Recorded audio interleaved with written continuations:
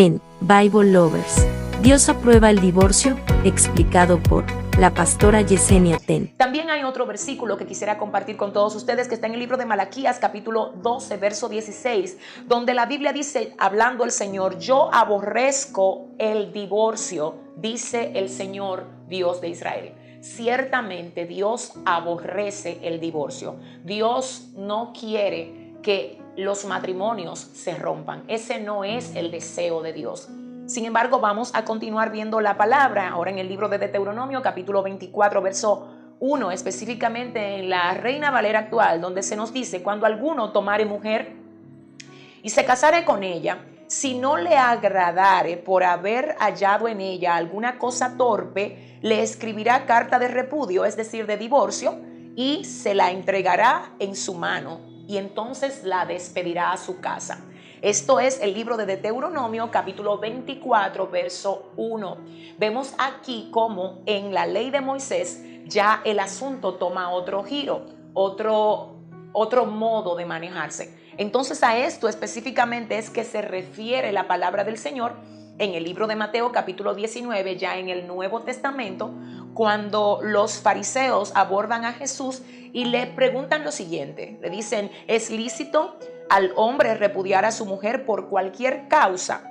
Él respondiendo les dijo, ¿no habéis leído que el que los hizo al principio varón y hembra los hizo? Y dijo, por esto el hombre dejará padre y madre y se unirá a su mujer y los dos serán una sola carne. Esto fue lo que se estableció en el Génesis. Este es el deseo de Dios. A esto se refiere el libro de Malaquías cuando nos dice que el Señor aborrece el divorcio. Hasta ahí estamos bien. Esto es lo establecido por Dios. Sin embargo, podemos ver más adelante cómo el Señor continúa diciendo, así que no son ya más dos, sino una sola carne. Por tanto, lo que Dios juntó, no lo separe el hombre. Esto es lo establecido en el deseo de Dios, en el corazón de Dios, en el diseño de Dios para el matrimonio, para el hogar, para la familia.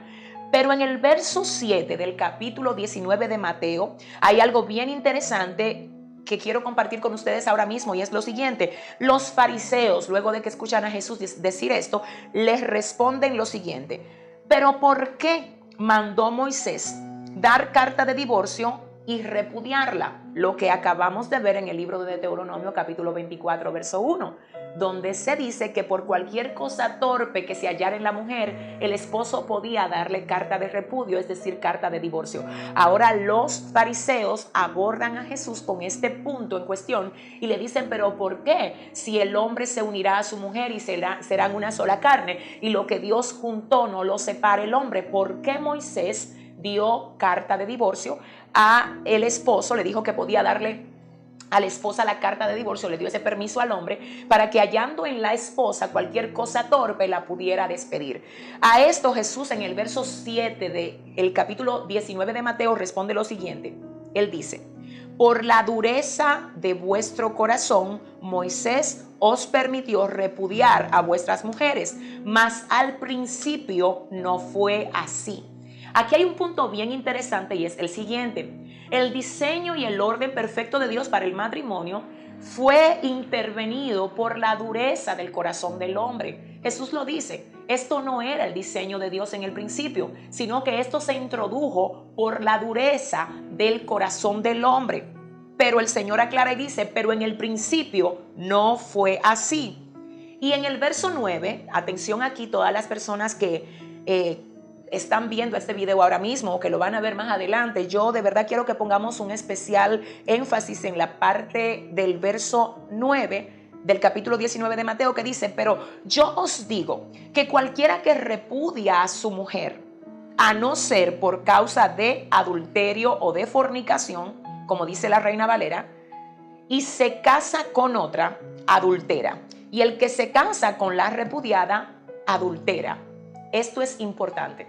La Biblia dice que el Señor dijo, cuando se le cuestiona la parte de Moisés dar permiso al hombre de divorciarse de la esposa por cualquier cosa torpe que haya en ella, Jesús dice, ahora yo digo que cualquiera que repudia a su mujer, a no ser por causa de fornicación o de adulterio. Es decir, la única causa por la que, según los designios y los estatutos establecidos por el Señor Jesús, para proceder a una acción de divorcio y ser esta acción respaldada por Dios, es por causa de adulterio en la relación. Es decir, cuando una de las dos partes procede a establecer un lazo sentimental con alguien, ¿verdad?, extra, fuera de la relación matrimonial. En este caso, si fuera la mujer, si ésta comete adulterio con un hombre,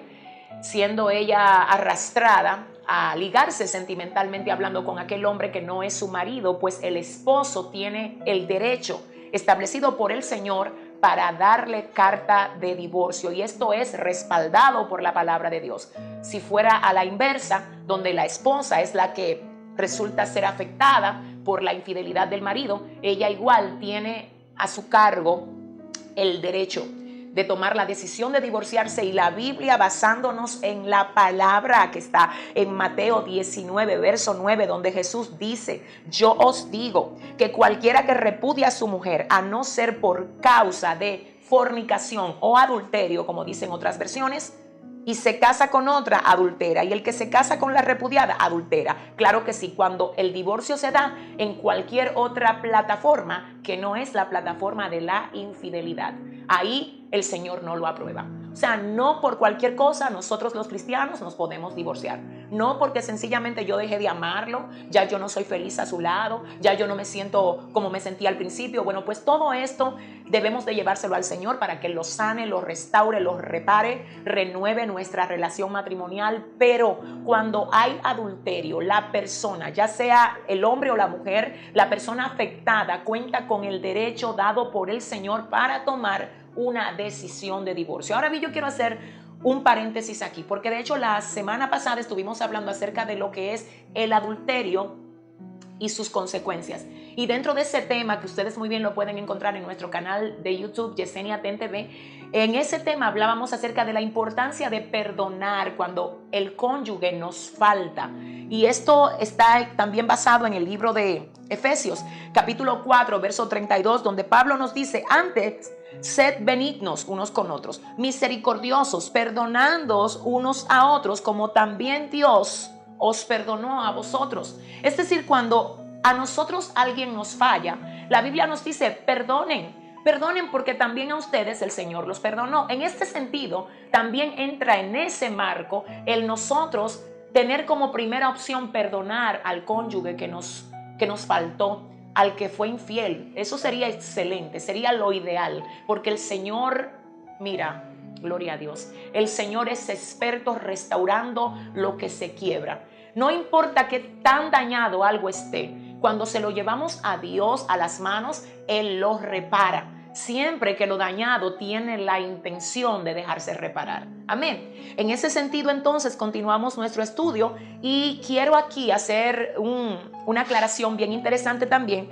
Yo sé que en esta tarde me estoy refiriendo específicamente con este tema a un punto bien delicado. Yo sé que quizás voy a tener comentarios que van a ser controversiales. Yo sé que quizás personas van a atacar esta opinión, pero doy gracias a Dios porque esta opinión no es mía. No es una opinión de Yesenia Ten. Es una opinión basada en la palabra del Señor. Amén. Donde Jesús claramente dice que cuando alguien es infiel dentro del matrimonio, la persona afectada por la infidelidad tiene derecho dado por el Señor Jesús para divorciarse. Pero lo ideal, según lo que dice Pablo, es que perdone.